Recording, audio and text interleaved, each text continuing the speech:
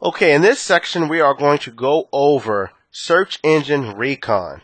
Alright, we're going to hit the internet and find out everything we can about your competitors to see if what the competition is like for this niche market that you have in mind. We want to analyze the competition using Google, Yahoo, Bing, Alexa, Quantcast, and Spyful, our secret weapon.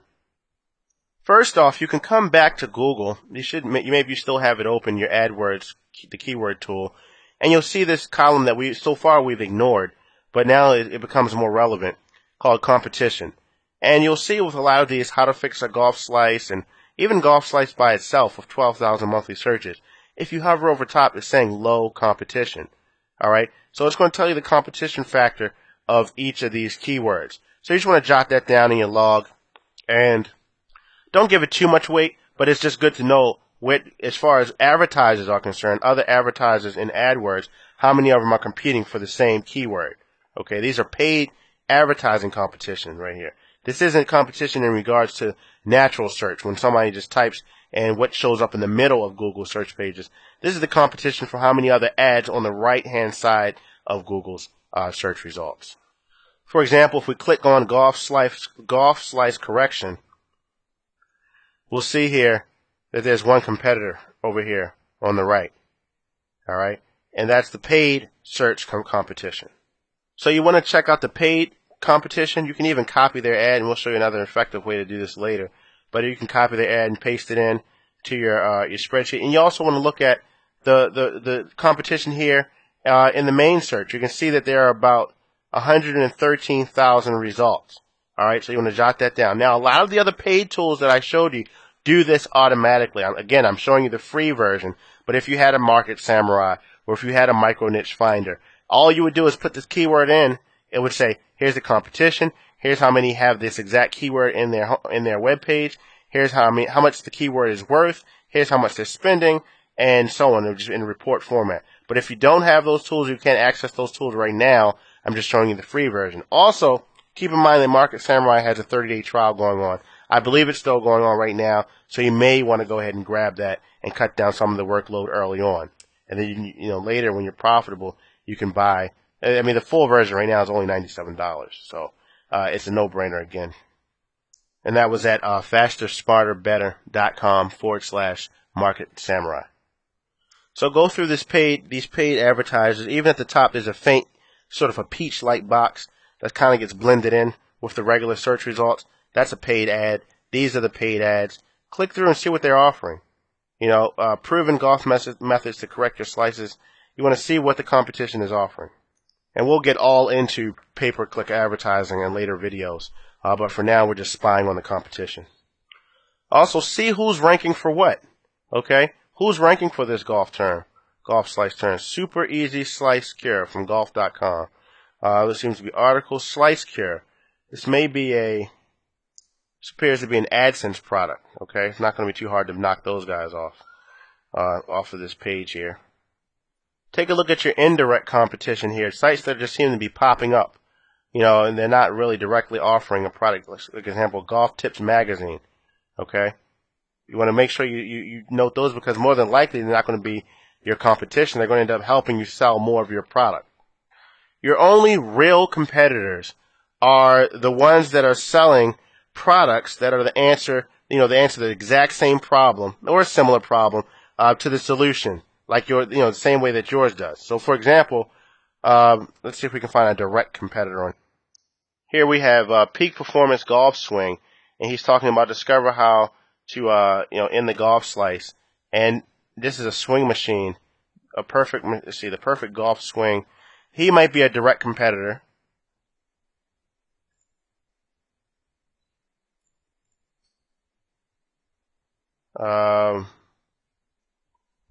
Instant golf slice cure. Let's check out the Dave way.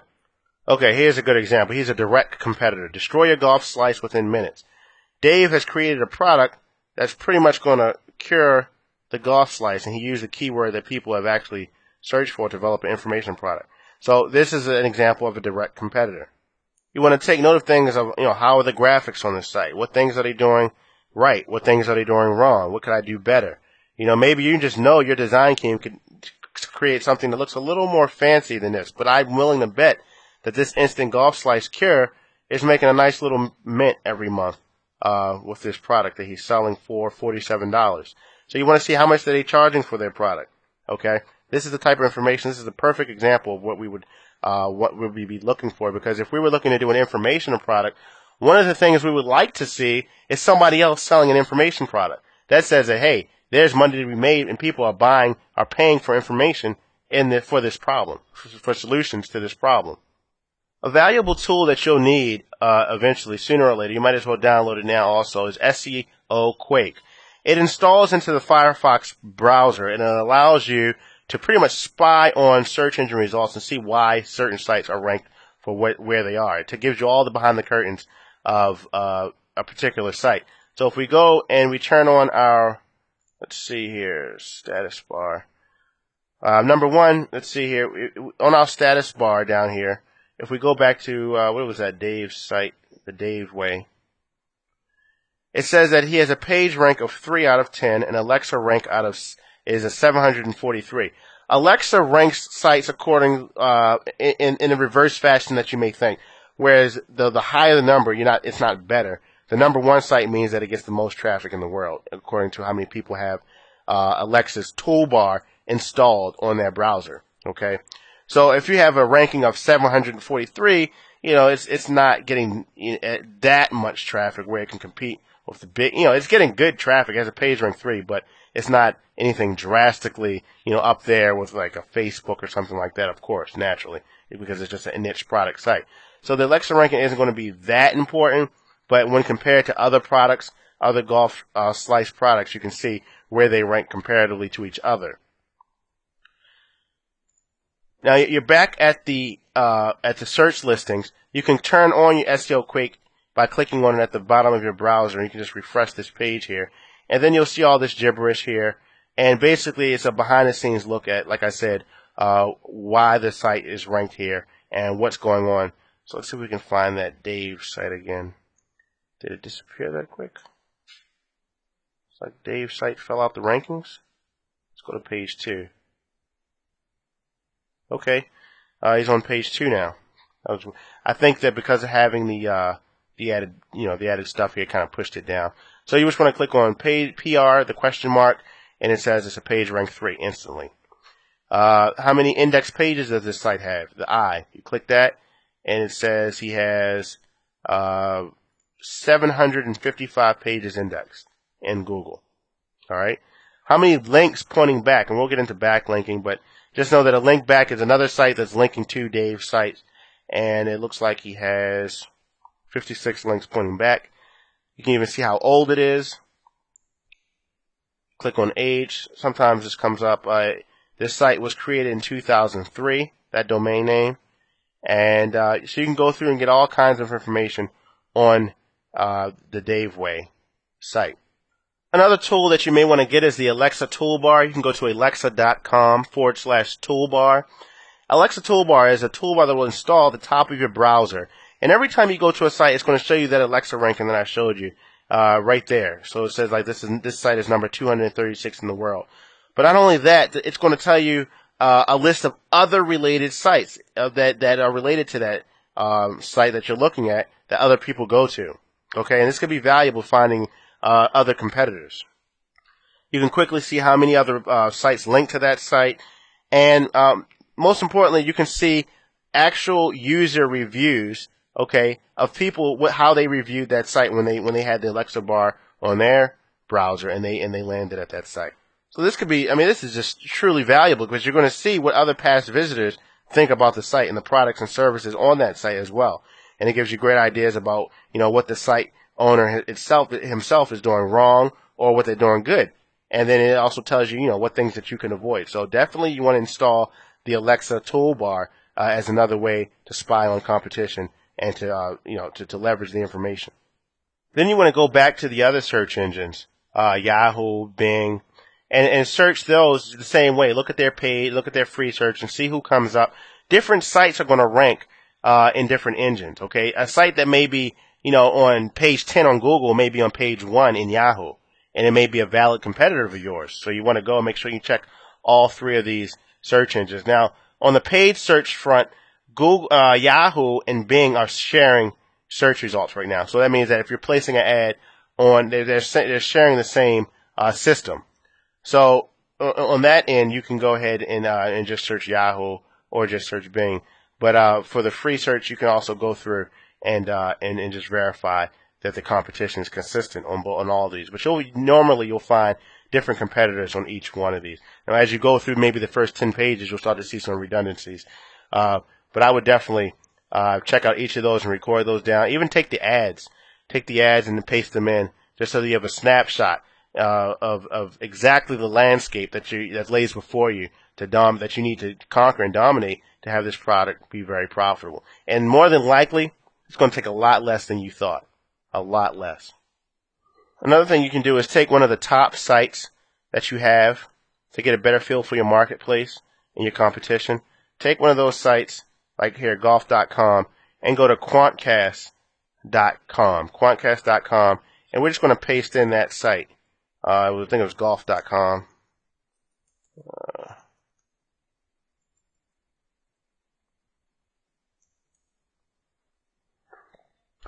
And what this is going to do is going to tell us how much traffic this site is getting, other related sites, the people who go to this site.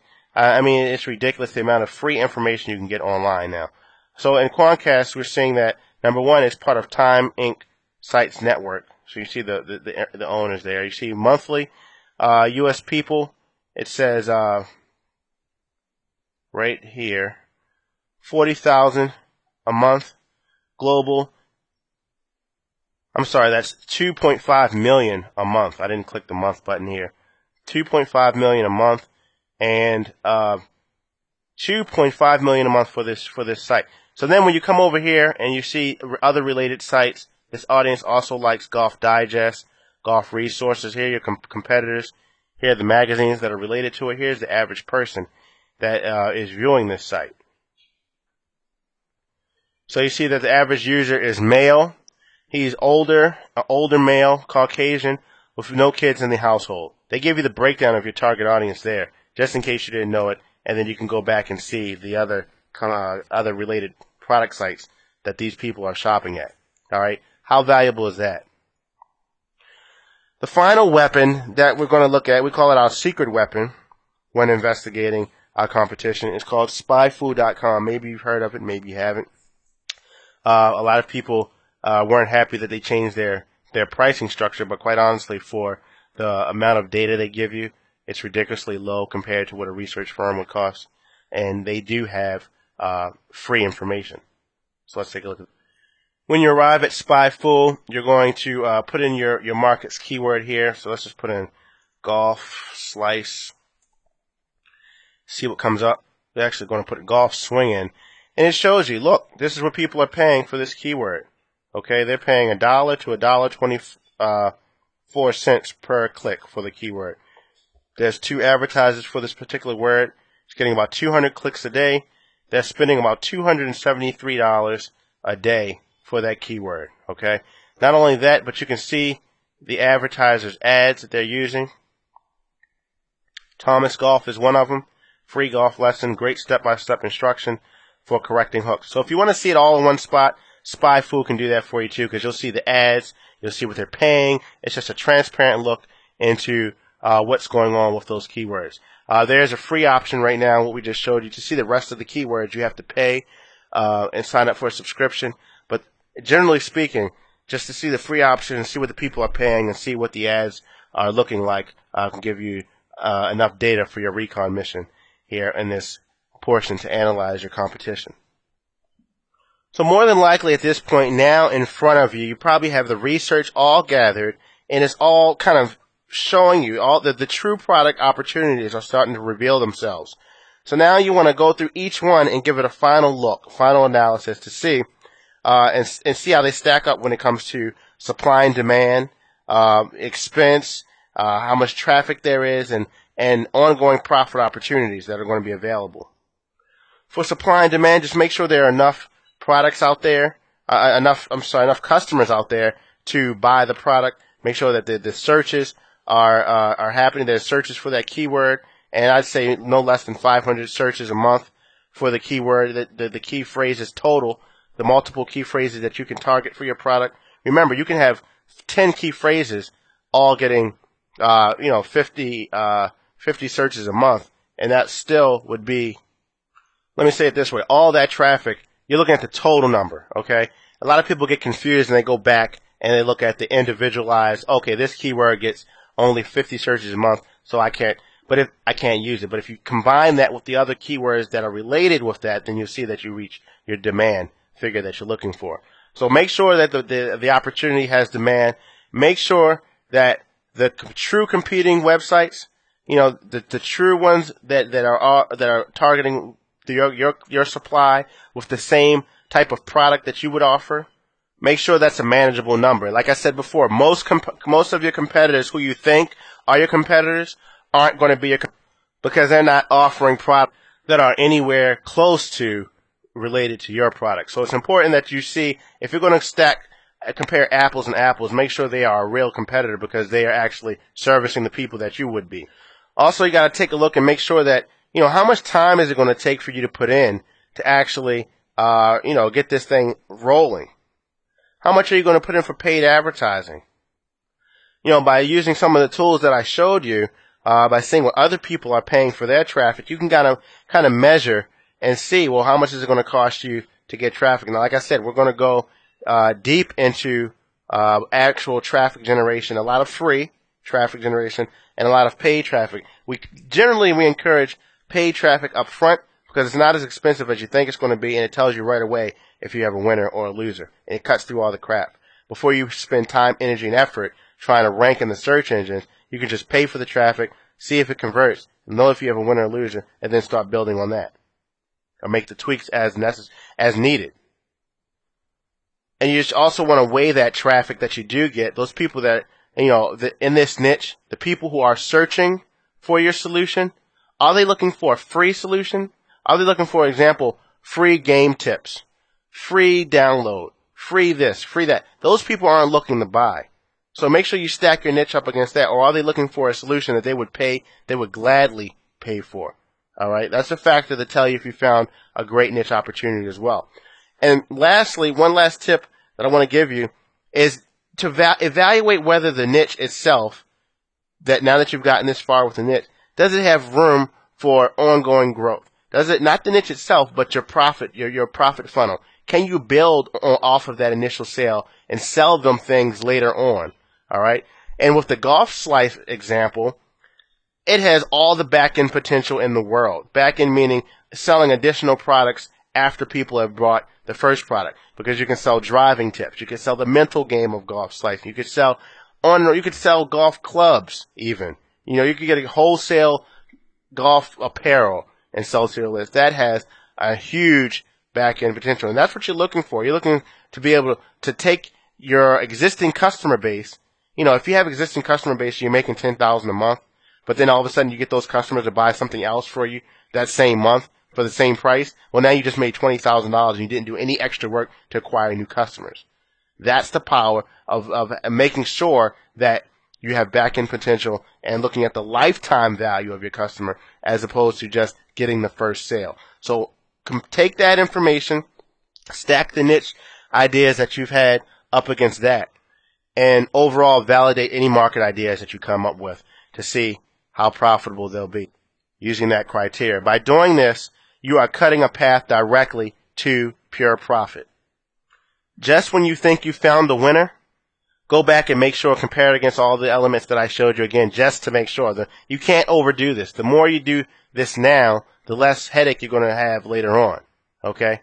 But once you do have that winner, well, congratulations. You've made it from a general keyword idea through all the keyword research, through all the competitive research, to the point where you have a winner on hand. So now you can focus your energy on building this profitable machine with the complete confidence in knowing that your product is going to be a success 9 times out of 10 because you've already done the hard work of finding out if the demand is there, if the competition is low, if the people are willing to pay, do they have money to spend? Can you build this into an ongoing business with ongoing profits? You've done all that work, and now it's nothing left for you to do but to take action and execute. So in the next videos, we're going to get into how to actually develop the products that you're going to use to solve this market's problem. Okay? How to develop the product or how to put forth the service that's going to set you apart and make you a world-class company that people will be happy to do business with time and time again. All right? So let's move on to the next video, and hopefully you'll take your ideas from this and now extract the one or two golden markets that have really proven themselves and take those to the next video so that you can see how to develop a product in those markets that you can profit from for a long time to come.